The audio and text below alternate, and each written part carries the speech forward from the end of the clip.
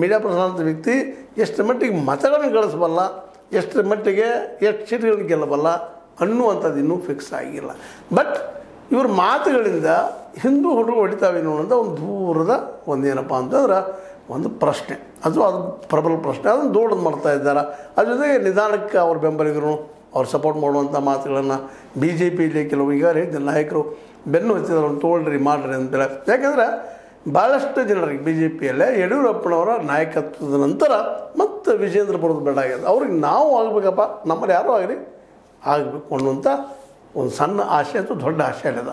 ಅದು ನಾಳೆ ಬಿರುಗಾಳಿ ಆಗೋ ಸಾಧ್ಯತೆಗಳು ಇದ್ದಾವೆ. ಹೀಗಾಗಿ ಇವರೆಲ್ಲರೂ ವಿಜೇಂದ್ರ ವಿರೋಧ ಮಾಡ್ತಾ ಇದ್ದಾರೆ. ಅವ್ರ ಮುಂದೆ ಅಧ್ಯಕ್ಷ ಕೂಡುದು ಅನ್ನುವಂಥದ್ದು ಈಗಾಗಲೇ ಆಗ್ಯದ, ಸಾಕಷ್ಟು ಚರ್ಚೆ ಆಗ್ಯದ.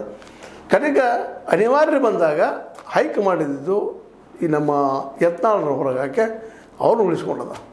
ಈಗ ಜನ ಇವ್ರಿಗೆ ಕೂಡುದು ನೋಡಿದಾಗ ಅಲ್ಲಿ ಹೋದಲ್ಲೆಲ್ಲ ಹಿಂದುತ್ವದ ಬಗ್ಗೆ ಮಾತಾಡೋದು, ಟೀಕೆಗಳನ್ನು ಮಾಡೋದು, ಬುಲ್ಡೋಜರ್ ಬಗ್ಗೆ ಮಾತಾಡೋದು, ಇವೆಲ್ಲದ್ರ ಬಗ್ಗೆ ಮಾತಾಡೋದು ನೋಡಿದಾಗ, JCB ಬಗ್ಗೆ ಮಾತಾಡೋದು, ಇವೆಲ್ಲ ಮಾತಾಡೋದು ನೋಡಿದಾಗ ಒಂದಿಷ್ಟು ಕಠೋರ ಹಿಂದೂವಾದಿ ಮಕ್ಕಳು, ಹುಡುಗರು ಅಥವಾ ಈಗ ಒಂದು ಯುವಕರು ಇವ್ರ ಕಡೆ ತಮ್ಮ ಕಿವಿ ಒಡ್ಲಿಕ್ಕೆ ಹಚ್ಚಿದಾರೋ ಅನ್ನುವಂಥದ್ದು ಅಷ್ಟ ಸ್ಪಷ್ಟ ಅದ. ಹೀಗಾಗಿ ಈ ಹೋಟೆಲ್ ಹೊಡೆದು ಹೋಗ್ತಾವೇನೋ ಅನ್ನುವಂಥ ಭಯನೂ ಭಾಳಷ್ಟು ಏನಪ್ಪ ಅಂತಂದ್ರೆ ಬಿ ಜೆ ಪಿಗರಲ್ಲಿ ಮೂಡ್ತಾ ಇದೆ. ಯಾಕಂದರೆ ಬಿ ಜೆ ಪಿಗರಲ್ಲಿ ಹೆಚ್ಚಿಗೆ ಇವತ್ತು ಕಾಂಗ್ರೆಸ್ಸಿಂದ ಬಂದಂಥವ್ರು, ಬೇರೆ ಬೇರೆ ಪಕ್ಷದಿಂದ ಬಂದಂಥವ್ರು ಇವತ್ತು ಲೀಡರಾಗೋದು ಮತ್ತೇನಾಗೋದು ನಡೆದು ನೋಡಿದಾಗ ನಾವು ಸ್ವತಃ ಎಷ್ಟೋ ವರ್ಷಗಳಿಂದ ನಾವು ಇಲ್ಲಿ ಬಿ ಜೆ ಪಿಲಿದ್ದವರು, ದುಡ್ದವರು, ಅದರಲ್ಲೂ RSSದಲ್ಲಿ ನಾವು ಮಣ್ಣು ಹೊತ್ತವರು, ನಮಗೆ ಇಲ್ಲಿ ಅವಕಾಶ ಸಿಗ್ತಾ ಇಲ್ಲ.